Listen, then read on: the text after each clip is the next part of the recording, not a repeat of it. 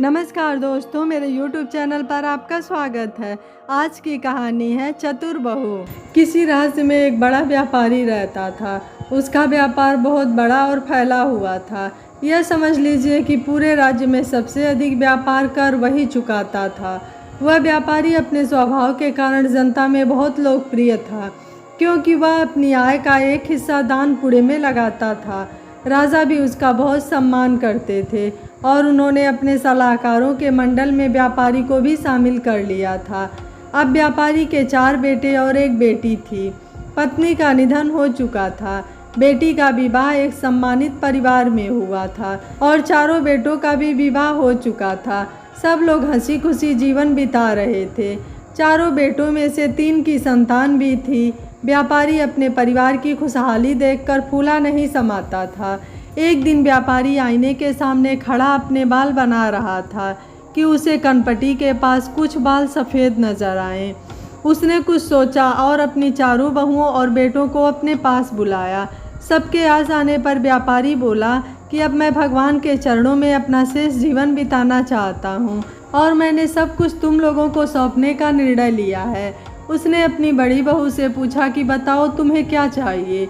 इस पर बहू ने कहा कि मुझे अच्छे अच्छे पकवान और मिष्ठान पसंद है। अब दूसरी बहू से पूछा तो वह बोली मुझे अच्छा सुंदर सजा हुआ बड़ा सा घर पसंद है। तीसरी बहू ने कहा कि मुझे तो भगवान सबसे ज़्यादा अच्छे लगते हैं। अब सबसे छोटी बहू की बारी आई। वह बहुत चतुर और सुशील सुघड़ दूरदर्शी थी। उसने सोचा पिताजी की इन सब बातों में कोई रहस्य है, वरना वह ऐसा कदम न उठाते। वह बोली पिताजी, मुझे तो आपका प्यार भरा आशीर्वाद और अपने परिवार का सुख सहयोग चाहिए। यह सुनकर व्यापारी मुस्कुरा दिया। अब व्यापारी ने बड़ी बहू को रसोई घर की, दूसरी बहू को धर्म कांड संभालने की और तीसरी बहू को धार्मिक कार्य और दान पुण्य की जिम्मेदारी सौंप दी। अंत में सबसे छोटी बहू को अपनी तिजोरी और घर की चाबियां सौंप दी। अब व्यापारी निश्चिंत होकर पूजा पाठ करता और दरबार जाता। घर परिवार बहुएं संभालती। व्यापार चारों भाई मिलकर चलाते। घर में सुख ही सुख था। पर कहते हैं ना, किसी को सुखी देखकर दुश्मन ही सबसे ज़्यादा दुखी होते हैं। दरबार में व्यापारी के बढ़ते मान सम्मान देखकर कुछ लोग उससे जलने लगे और धीरे धीरे मौका मिलने पर राजा के कान भरने लगे। इधर छोटी बहू को किसी अनहोनी का आभास होने लगा और इसकी पुष्टि एक दिन घर की एक नौकरानी ने कर दी। उसने जो बात छोटी बहू को बताई उसके तो होश ही उड़ गए, पर उसने धीरज से काम लिया और सबसे पहले उसने रात के समय तिजोरी से कुछ कीमती रत्न, भारी पर छोटे जेवर, गले की भारी चैन आदि निकाल कर गौशाला में गई और उन सब बहुमूल्य वस्तुओं को गोबर में छिपाकर उनके 10-20 उपले बनाकर सूखने के लिए एक अलग जगह पर रख दिए। अब उसने बड़ी बहू से पूछा कि दीदी बताओ, खाने में ऐसा क्या पकवान है जो लंबे समय तक खराब नहीं होता। इस पर बड़ी बहू बोली बेसन के लड्डू और खस्ता कचौरी मठरी है जो बहुत दिन रखने पर भी खराब नहीं होते। तब छोटी बहू बोली इन्हें बनाने में कितना समय लगता है। बड़ी बहू बोली कि अपने घर के सारे सदस्यों के लिए 1 महीने के लायक बनाने में कम से कम 2 दिन लग जाएंगे। छोटी बहू बोली कि ठीक है, मैं आपसे जिस दिन कहूँ आप उस दिन बना देना। अब छोटी बहू दूसरी बहू के पास गई और बोली कि दीदी अगर हमें कुछ कपड़े छिपा कर ले जाने हो तो क्या तरीका है। इस पर दूसरी बहू बोली कि औरतों की साड़ी के किनारे सिलकर उनकी तो रजाई जैसी बन जाएगी और आदमियों के कपड़ों के लिए उन्हें सलीके से तह कर बड़े मशनंद का आकार दिया जा सकता है। इस पर छोटी ने पूछा इसमें कितना समय लग जाएगा। तब मझली बहू बोली कम से कम 1 हफ्ता। इस पर छोटी बहू बोली कि आप अभी से यह काम शुरू कर दो। हम सब की साड़ियाँ, बच्चों के कपड़े, पिताजी और लोगों के कपड़े आदि को इस तरह बनाओ कि किसी को पता न चले कि रजाई मशनंद है या कपड़े छिपा कर रखा गया है। और एक बात, कपड़ों से बनी रजाई और मशनंद की संख्या 4 से ज़्यादा न हो। इतना कहकर छोटी बहू वहाँ से चली गई और मझली बहू अपने काम में लग गई। कुछ ही दिनों की मेहनत से उसने 4 रजाई और 4 मशनंद तैयार कर दिए। उन्हें देखकर असली व नकली में अंतर करना मुश्किल था। इधर राजा के मन में व्यापारी के प्रति नफरत का बीज पड़ चुका था। एक दिन व्यापारी की तबीयत कुछ ठीक नहीं थी। इधर जिन लोगों ने राजा व्यापारी के बीच नफरत पैदा की, उन्होंने राजा के कान भरने शुरू किए कि देखा महाराज, आज व्यापारी दरबार भी नहीं आया, उसे आपके सम्मान की ज़रा भी कदर नहीं है। तब राजा ने एक सैनिक को व्यापारी के घर दरबार में बुलाने के लिए भेजा, परंतु उन लोगों ने सैनिकों को पहले ही अपनी तरफ मिलाया था। सैनिक व्यापारी के घर तक गया, पर बाहर से ही लौट आया और झूठ बोल दिया कि व्यापारी ने आपके आदेश की अवहेलना की है और आने से इनकार कर दिया।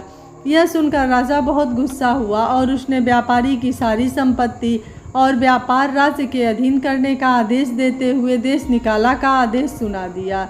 साथ ही सेनापति को आज्ञा दी कि व्यापारी ने इतने दिन हमारे राज्य में बिताए हैं, इसलिए उसके परिवार को 1 माह का खाने पीने का सामान और साधारण वस्त्र ले जाने दिया जाए। साथ ही यात्रा के लिए 3 बैलगाड़ी भी दे दी जाए।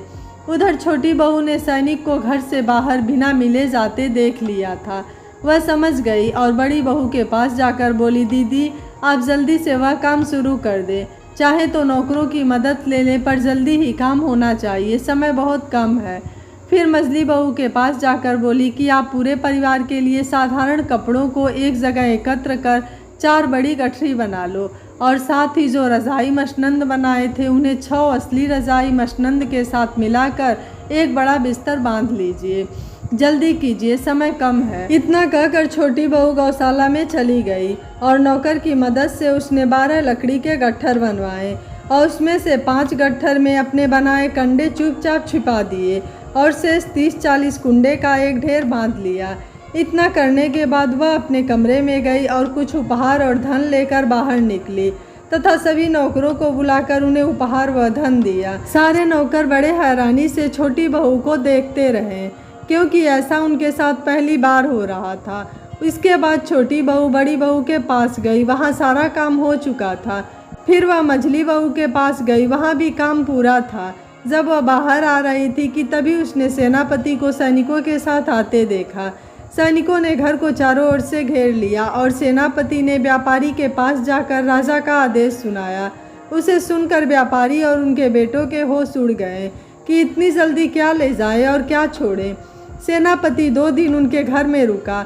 इधर व्यापारी ने अपने परिवार को बुलाकर सब बात बताई और पूछा कि अब क्या करें। छोटी बहू बोली, पिताजी आप चिंता न करें, मैंने सारा इंतज़ाम कर लिया है, बस आप सब चलने की तैयारी करें। यह सब तो एक दिन होना ही था। खैर व्यापारी राजा के कहे अनुसार उचित मात्रा में राशन, कपड़े, ईंधन आदि लेकर बैलगाड़ी में बैठकर राज्य की सीमा के बाहर निकल गया और दूसरे राज्य की सीमा में प्रवेश किया। सब लोग थके और भूखे थे, साथ ही परेशान भी कि अब हम क्या करेंगे। तभी छोटी बहू ने कहा कि अब रात होने वाली है और सब थक भी गए हैं, इसलिए आज रात यहीं गांव में रुककर रात बिता लेते हैं। सब मान गए। छोटी बहू ने बड़ी बहू से कहा कि आप सबको भोजन कराओ। व्यापारी और उसके बेटे हैरान कि अभी खाना पका नहीं, चूल्हा जला नहीं और खाना कैसे तैयार हो गया। तब बड़ी बहू ने बताया कि मुझसे छोटी बहू ने ऐसा ऐसा करने को कहा था। सब लोगों ने बड़े ही मन से लड्डू, मठरी, कचौरी खाकर पेट भरा और सोने लगे। सुबह उठकर जलपान किया और बाप बेटे सोचने लगे कि आगे क्या किया जाए।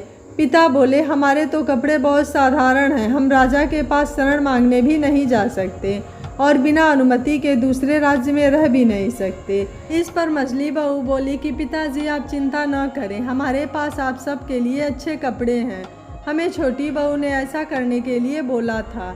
सब बहुत खुश हुए और कपड़े पहनकर तैयार हो गए। तब छोटी बहू बोली, पिताजी आप लोग पहली बार राजा से मिलने जा रहे हैं और वह भी खाली हाथ। तब व्यापारी बोला कि क्या करें, अब हमारे पहले जैसे हालात नहीं हैं। छोटी बहू बोली, मेरे होते हुए ऐसा कैसे हो सकता है। इतना कहकर बहू ने अपनी पति को मदद के लिए बुलाया और लकड़ी के गट्ठर खोलने लगी। सब अचरज से उसे देख रहे थे। छोटी बहू ने गट्ठर के बीच छिपा कर रखे कंडे निकाले और उन्हें धीरे धीरे तोड़ने लगी। उसके सामने कीमती रत्नों, भारी गहनों और मुहर का एक छोटा ढेर लग गया। यह देखकर व्यापारी बहुत खुश हुआ और बोला कि अब तो हमारे पास राजा को देने के लिए उपहार के साथ साथ व्यापार शुरू करने लायक धन भी है। इतना कहकर वह लोग राजा से आज्ञा लेकर अपना व्यापार दोबारा शुरू करते हैं और कुछ ही समय में वह फिर पहले जैसे धनवान बन जाते हैं। पर अब वह बड़े ही सोच समझकर किसी से रिश्ता रखते थे। एक दिन व्यापारी अपने पूरे परिवार के साथ बैठा था। सब लोग बातें कर रहे थे कि व्यापारी बोला कि आज हम जो कुछ भी हैं सब छोटी बहू की बदौलत है। इस पर छोटी बहू बोली, नहीं पिताजी, इन सब में मेरा अकेले का कोई हाथ नहीं। अगर बड़ी दीदी और मछली दीदी का सहयोग मुझे नहीं मिलता तो मैं और संस्कारी परिवार को जोड़ कर रखने वाली बहू ही ऐसी बात कर सकती है।